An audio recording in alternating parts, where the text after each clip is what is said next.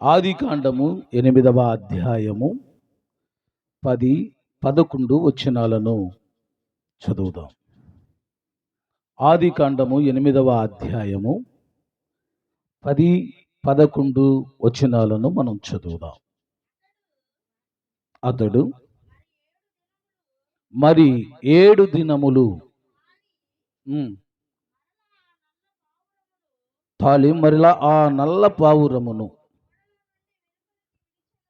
ఓడలో నుండి వెలుపలికి విడిచెను. సాయంకాలమున అది అతని యొద్దకు వచ్చినప్పుడు త్రుంచబడిన ఒలీవ చెట్టు యొక్క ఆకు దాని నోట ఉండెను. చాలండి. అలాగే లూకాసు వార్త 3వ అధ్యాయము 21, 22 వచనాలను మనం చూద్దాం. లూకాసు వార్త 3వ అధ్యాయము 21, 22 వచనాలను మనం చదువుదాం. ప్రజలందరూ బాప్తిసము పొందినప్పుడు యేసు కూడా బాప్తిసము పొంది ప్రార్థన చేయుచుండగా ఆకాశము తెరువబడి శరీరాకారముతో పావురము వలె ఆయన మీదకు దిగివచ్చెను.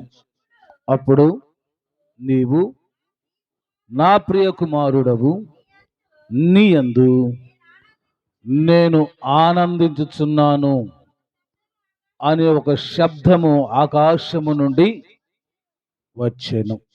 చాలండి. పరిశుద్ధుడా, ఘనుడా, నీకు వందనాలయ్యా. ఈ పునరుద్ధాన దినమందు మీ వాక్యపు వెలుగులోనికి మేము వస్తూ ఉన్నాం.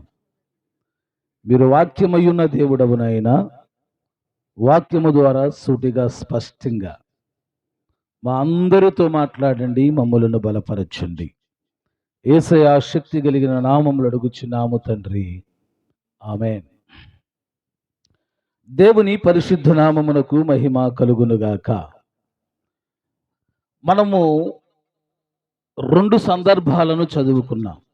ఒకటి, పాత నిబంధనలో నోవాహు అనేటువంటి దేవునికి నమ్మకస్తుడు, నీతిమంతుడైనటువంటి వాడు జీవించిన దినాలలో జరిగిన ఒక సంఘటన.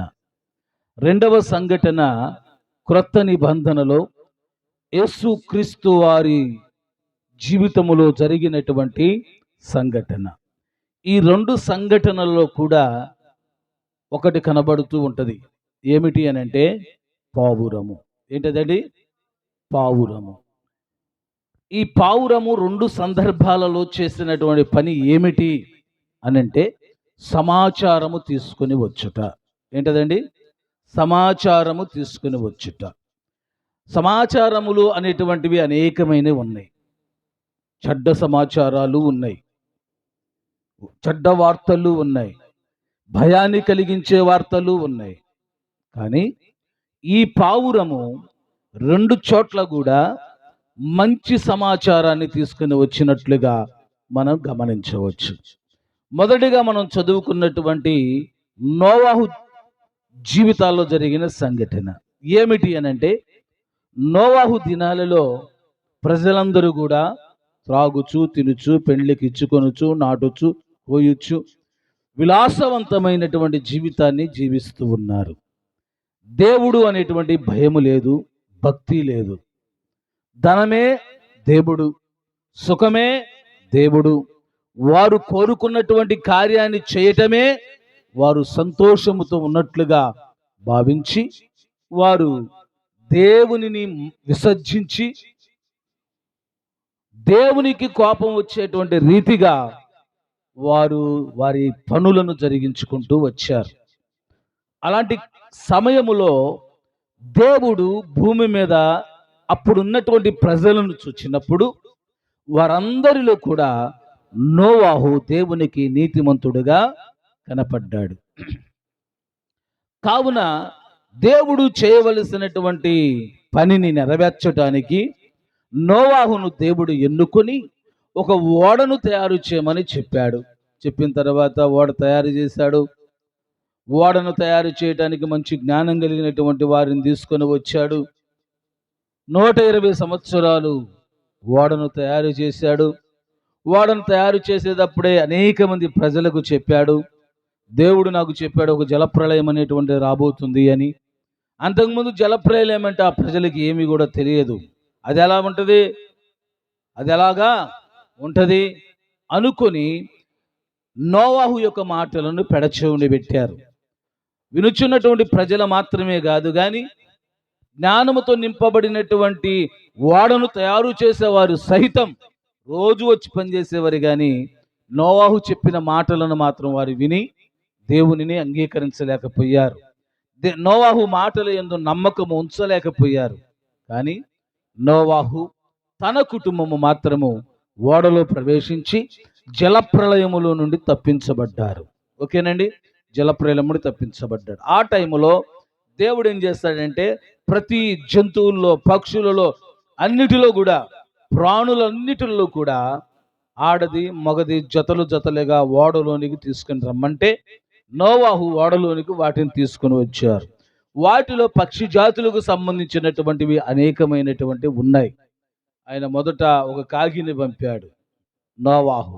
దేని కొరకు అని అంటే జలప్రళయం వచ్చింది, ప్రజలంతా నశించిపోయారు. కాబట్టి ఆ నీరు అనేటువంటిది పూర్తిగా ఇంకిపోయిందో లేదో తెలుసుకోవాలని సమాచారము తెలియచేయటానికి అని చెప్పేసి ఒక కాకిని పంపిస్తే అది ఏం చేసింది, ఆ కళేబరముల మీద వాలిపోయి దానికి కావలసినటువంటి ఆహారం అనేటువంటి దొరకటం వలన ఆహారము తినటమే ప్రాముఖ్యమైనటువంటి పనిగా చేసుకుంది. కానీ నోవాహు పంపినటువంటి పనిని మరచిపోయింది. కానీ పావురము అనేటువంటిది ఏం చేసింది అంటే ప్రియులారా, నోవాహు దేని కొరకైతే ఆ పావురాన్ని పంపాడో ఆ పనిని నెరవేర్చుకొని, పావురానికి ఎటు మాటలు రావు కాబట్టి ఒక ఒలీవ చెట్టు యొక్క ఆకును నోట కరుచుకొని నోవాహు దగ్గరకు తీసుకుని వచ్చింది. అనగా దాని అర్థం ఏమిటి? నోవాహు ఏమని గమనించాడు, గ్రహించాడు అని అంటే భూమి మీద నీరు ఇంకిపోయాయి, మరలా మేము వెళ్ళి భూమి మీద మా జీవనాన్ని కొనసాగించవచ్చు అని అర్థం చేసుకొని ఆ ఓడలో నుండి మరలా చక్కగా ఆ పర్వతం మీద నుండి దిగివచ్చి వారి జీవనాన్ని కొనసాగించటం ప్రారంభించారు. అంటే ఇక్కడ ఉన్నటువంటి పావురం నోవాహు ఏ పని మీద ఆ పావురాన్ని పంపించాడో ఆ పనిని నెరవేర్చుకొని క్షేమకరమైనటువంటి సమాచారాన్ని తీసుకొని వచ్చింది నోవాహుకు. అర్థమైందండి? అలాగే యేసుక్రీస్తు వారు పరలోకములో నుండి భూమి మీదకి మనుష్యుడిగా దిగివచ్చి మనుష్యుడిగా పుట్టి ఆయన పెరిగి 30 సంవత్సరాల వయసులో పరలోక రాజ్యాన్ని గురించి బోధించటానికి అడుగులు ముందుకు వేస్తూ బాప్తీసము తీసుకున్నాడు. బాప్తీసము తీసుకుని అలాగున నిలబడగానే ఆకాశము తెరవబడి పరిశుద్ధాత్ముడు పావురాకారములో వచ్చి, నీవు నా ప్రియకుమారుడవు, నీ యందు నేను ఆనందించుచు ఉన్నాను అని యేసయ్యతో చెప్పటాన్ని అక్కడ మనము చూడవచ్చు. అనగా ఇక్కడ కూడా పావురము ఏ సమాచారాన్ని తీసుకుని వచ్చిందంటే పరలోకపు తండ్రి యొక్క ఇష్టాన్ని యేసయ్య నెరవేరుస్తున్నాడు అని, దీనిని బట్టి పరలోకపు తండ్రి ఆనందిస్తున్నాడు అనేటువంటి ఒక మంచి సమాచారాన్ని భూమి మీదకి లేక యేసయ్యకు చారవేసినట్లుగా మనము చూడగలుగుతూ ఉన్నాం. దేవునికి స్తోత్రం, హల్లెలూయా. ప్రియమైనటువంటి దేవుని బిడ్డలారా, యేసుక్రీస్తును నమ్మినటువంటి మనందరము కూడా పావురము వలె మంచి సమాచారాన్ని ప్రజలలోనికి తీసుకుని వెళ్ళాలి. పావురము వలె ప్రజలకు ఉపయోగపడే సమాచారాన్ని తీసుకుని వెళ్ళాలి. ప్రియులారా, భూమి మీద మన సమాజములో అనేకమైన వార్తలను, సమాచారాలను మనం వింటూ ఉంటాం. ఇదివరకు పేపర్ చదివితే పేపర్లలో భయంకరమైనటువంటి వార్తలు. ఇప్పుడు దాదాపుగా పేపర్ చదవటం తక్కువైపోయింది. ఎందుకంటే ప్రతి ఒక్కరి చేతిలో సెల్ ఫోన్ ఉంది కాబట్టి, దానిలో కూడా వార్తలు ఉన్నాయి కాబట్టి. సరే, ఆ సెల్ ఫోన్ ఆన్ చేస్తే భయంకరమైనటువంటి వార్తలు. వారు అలా చనిపోయారు, ఇలా చనిపోయారు. గుండెలను గగ్గురుపరిచేటువంటి మాటలను వార్తలను మనం చూస్తూ ఉంటాం. ఇంకా కొంచెం ముందుకు వెళ్ళిపోతే ఎవరైనా కానీ మంచి సమాచారాన్ని చెప్పి ప్రజలను ఆనందింపచేస్తారంటే అలా కాదు. ఒకరి మీద ఒకరు చెడ్డ సమాచారాన్ని చెప్పుకుంటారు. ఫలానా వాళ్ళంట ఇలాగంట, ఫలానా వాళ్ళంట అలాగంట అని చెప్పేసి చెడు అనేటువంటి సమాచారాన్ని ఎక్కువగా చెప్పుకోవటాన్ని మనము గమనించవచ్చు. కాబట్టి భూమి మీద ఎక్కడ చూసినా సమాజంలో చెడ్డ సమాచారం అనేటువంటిది మానవుని యొక్క జీవితాలలో వింటూ ఉన్నాడే గాని మనుష్యుడు మంచి సమాచారాన్ని వినలేకపోవచ్చు ఉన్నాడు. ప్రియులారా, అందుకనే మన క్రైస్తవ లోకానికి చక్కని పాట స్టీవెన్సన్ గారు రాశారు. ముసలమ్మ ముచ్చట్లు కట్టి పెట్టి పరిశుద్ధ గ్రంథాన్ని చేతబట్టి దీక్షతో నడుము కట్టి ఇంటింటి తలుపు తట్టి, దీక్షతో నడుము కట్టి ఇంటింటి తలుపు తట్టి, యేసయ్య ఊసే చెప్పమ్మా ఊరకనే ఉంటే తప్పమ్మా. ఆ ఇంటి సంగతులన్నీ ఈ ఇంటికి మోసేవమ్మా, పొరుగింటి విషయాలన్నీ చాటింపు వేసేవమ్మా. ఆ ఇంటి సంగతులన్నీ ఈ ఇంటికి మోసేవమ్మా, పొరుగింటి విషయాలన్నీ చాటింపు వేసేవమ్మ. అక్కడి మాటలు ఎక్కడ చెప్పి మంచును చెడుగా మార్చి చిచ్చు పెట్టబోకే చిన్నమ్మా. కదండి, ఏమైపోతా ఉంది సమాజంలో? అక్కడి మాటలు ఇక్కడ మాట అక్కడ, లేనిపోయిన మాటలు కల్పించుకోవటం, ఒక మాటకు మరి ఒక మాట కల్పించుకొని చెడు మాటలను చెప్పి మనుషుల యొక్క హృదయాలను, మనుషు యొక్క తలంపులను గలిబిలి చేస్తున్నటువంటి వార్తలే మనకు కనబడతాయి. కానీ దేవుని ఎరిగినటువంటి మనము, లేక దేవుని బిడ్డలు క్రైస్తవులు అనబడుచున్నటువంటి వారి నోట నుండి చెడ్డ సమాచారం అనేటువంటిది బయటికి వెళ్ళకూడదు. ఏం చేయాలి? మంచి సమాచారమే వెళ్ళాలి. ఏమిటి ఈ యొక్క కడవరి దినాలలో మంచి సమాచారం ఏదైనా ఉందా? మానవుని బాగు చేసే సమాచారం ఏదైనా ఉందా? మానవునికి నెమ్మదిని కలుగు చేసే సమాచారం ఏదైనా ఉందా? గలిబిలి కలిగినటువంటి హృదయాలను కట్టగలిగినటువంటి సమాచారం ఏదైనా ఉందా? గుండె చెదరిన వారిని గుండె బాగు చేయగలిగినటువంటి సమాచారం అని ఏదా ఉందా? ఉంది. ఏమిటి అనంటే ఈ సువార్త, యేసును గుర్చినటువంటి వార్త దేవుని బిడ్డల నోటిలో నుండి ప్రజలలోనికి వెళ్ళాలి. దేవునికి స్తోత్రం, హల్లెలూయా.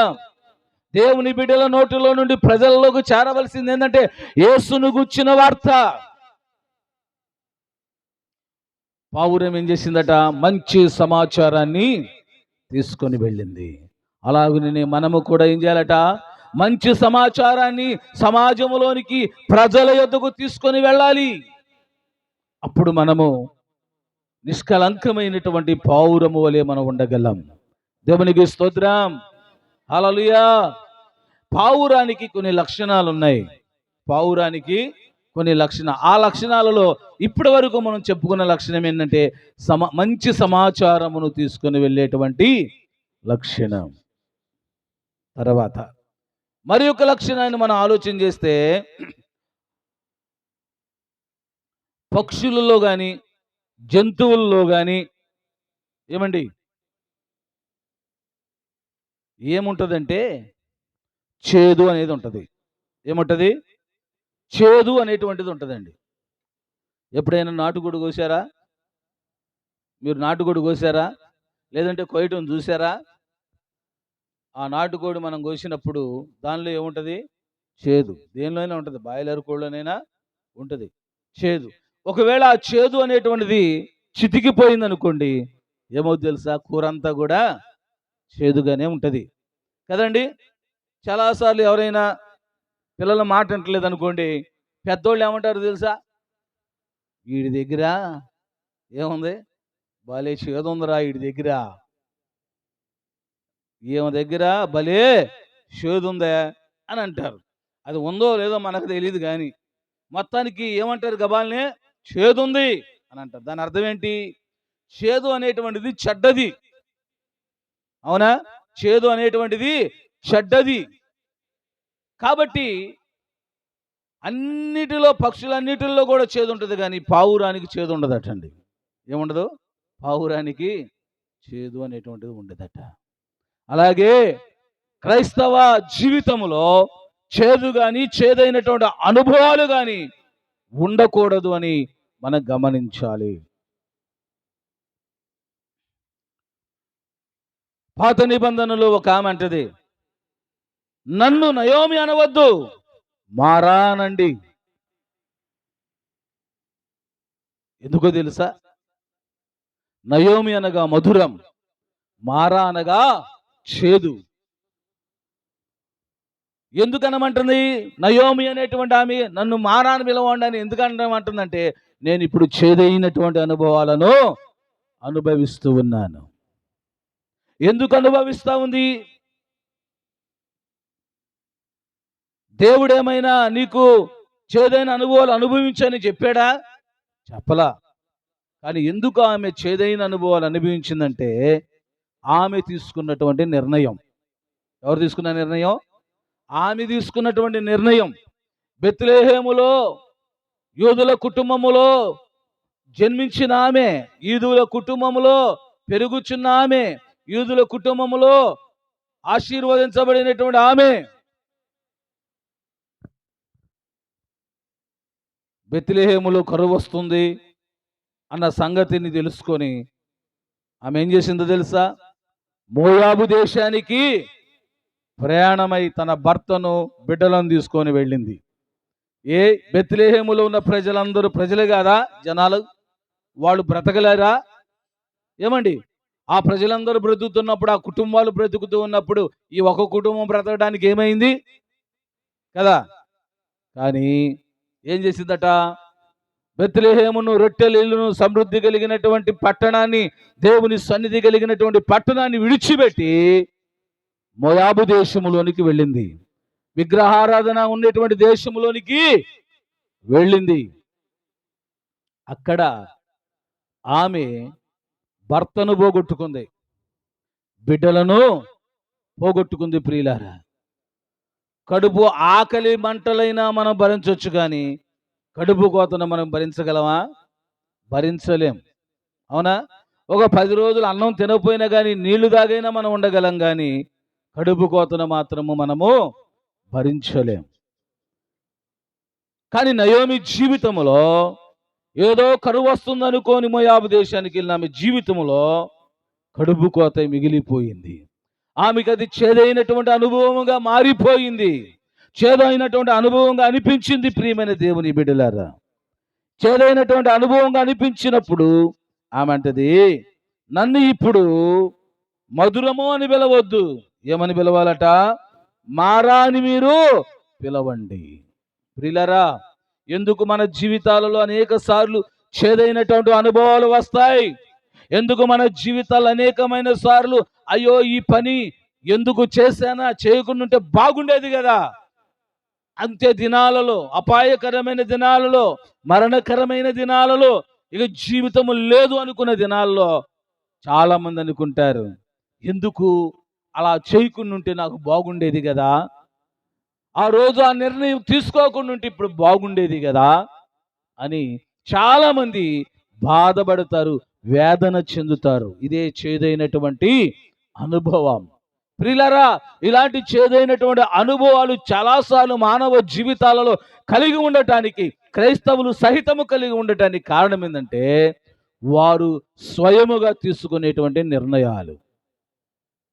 దేవుని బిడ్డలు ఎప్పుడైనా ఒక నిర్ణయం తీసుకున్నారు అనంటే, వారు ముందుగా ఇది దేవునికి ఇష్టమైన నిర్ణయమా కాదా అని ఆలోచన చేయాలి.